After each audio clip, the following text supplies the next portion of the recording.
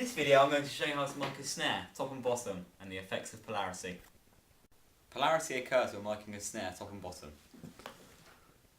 Polarity occurs when the top microphone sees the batter head moving away from it, and the bottom microphone sees the resonant head moving towards it. Therefore, the two together cancel each other out. Here is a screenshot of the two signal paths to show you. As you can see, the top snare signal is positive and the bottom snare negative, so therefore these two cancel each other out. When the snare signals cancel each other out, you can be left with a snare that sounds near silent. Sounds like this.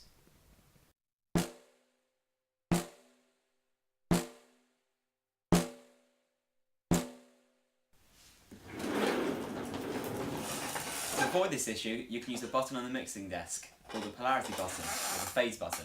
Here it is. The phase button allows you to flip the polarity on either the top microphone or the bottom microphone, so that both mic signals are either both positive or both negative, depending on whether you flip the top or bottom, therefore avoiding cancellations and creating a better sound for the recording. I'm now going to show you how to mic a snare top and bottom using a Shure SM57 on both the resonant head and the batter head. As you can see, I'm angling the microphone towards the centre of the snare drum.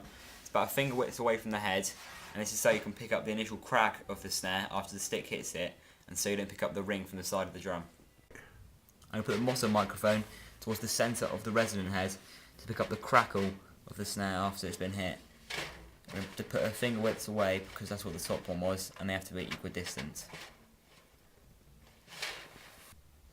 Here is a recording of the snare.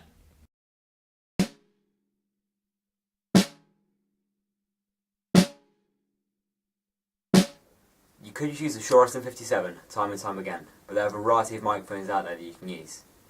I've conducted an experiment using 3 different microphones to show the variety of sound you can get from a snare. The microphones I've selected are the Shure SM57, the AKG D40 and the Sontronics SDC1. The first recording will be a Shure SM57.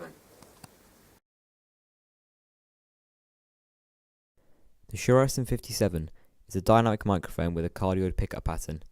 This makes it useful for miking up a snare, as its capsule picks up sound that's directly facing it. Another reason the SM57 is so useful for miking up a snare is that it is extremely rugged and can withstand occasional hits from a drumstick. The frequency response of the Shure SM57 shows that it is boosted in the high mids so that it can capture the crack of the snare. Here is the recording of a snare drum using the Shure SM57.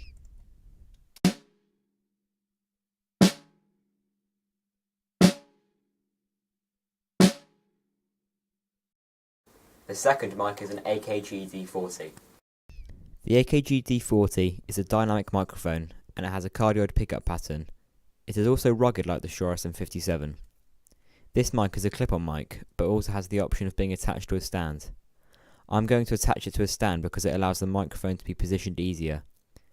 The frequency response of the AKG D40 shows hill-like curves in the midsection and a roll-off at the high end. This shows that the microphone is designed to pick up certain frequencies better than others in the midsection. Here is the recording using the AKG D40.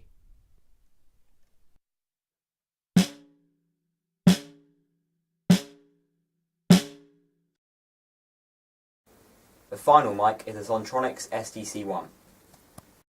Sontronics SDC1 is a pencil condenser microphone. It has a cardioid pickup pattern like the other two microphones, making it good for miking a snare drum.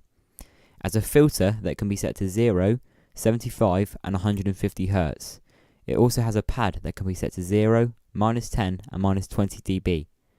The pad is very useful because the microphone is sensitive and distorts easily when in close proximity of a drum. Here is the recording of the snare using the Sontronics SDC1 with the pad set to -20 dB.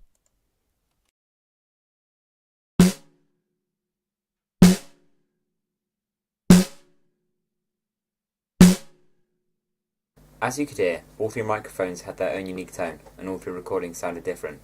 There are push and pull factors for all microphones, and at the end of the day, it all comes down to your own personal preference.